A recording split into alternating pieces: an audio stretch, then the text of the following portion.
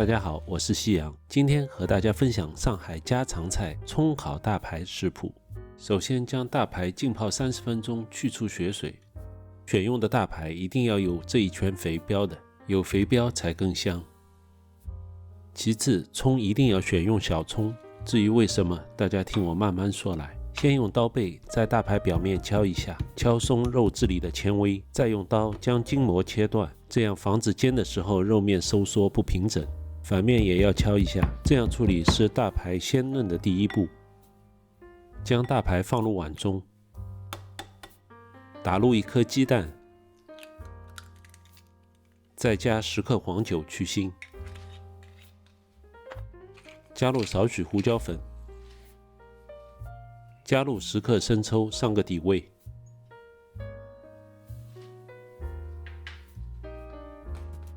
再加入生粉30克，然后用手抓捏均匀，腌制15分钟左右。这是大排保持鲜嫩的第2步。现在开始制作，在锅中加入食用油，可以适当多加点。将腌制好的大排裹上面粉，这样在煎的时候油不会溅得到处都是。把多余的面粉抖掉，把大排放入油锅中，中火煎60秒。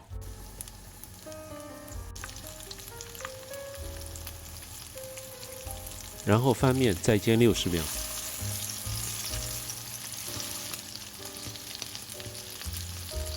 煎到大排变硬，两面金黄，就可以捞出备用。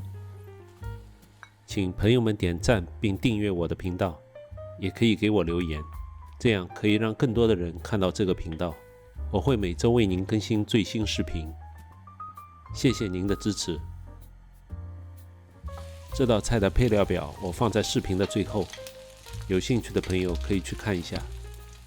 裹上面粉后，能够最大限度地保留大排的水分，这样后续烧煮时，烧的时间再长都不会老，而且口感鲜嫩多汁。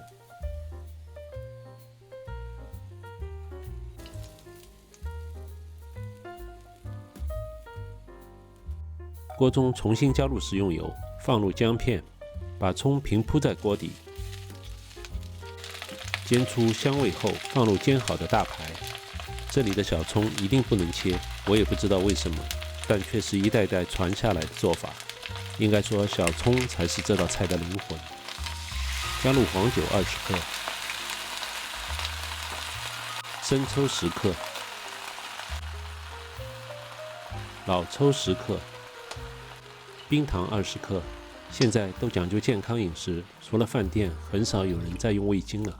加入1小碗清水，加盖烧煮15分钟，记得中途将大排翻个面。上海人对大排情有独钟，当地人过生日可以没有蛋糕，但不能没有大排面。在上海遍布大街小巷的面馆中，只要是本地人开的，也一定会有葱烤大排面售卖。有机会到上海一定要尝一下。15分钟后打开锅盖，这时肉和葱的香味已经交织在一起了，汤汁也变得非常浓郁。此时加入3克盐调味。现在到了最关键的时候，开大火，不停地移动大排，防止粘锅，但不要去翻炒，不然大排外层的面糊会脱落。等到大排充分裹上酱汁，汤汁还剩下这点时，就可以出锅了。这时候还是少了1碗面条。鲜嫩的大排带着浓郁的酱汁，加上灵魂伴侣香葱，浓油赤酱，至于那圈肥膘，入口即化，满满老上海记忆中的味道。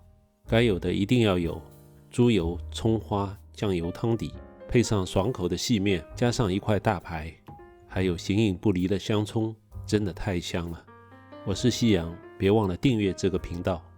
谢谢您的收看，我们下期再见。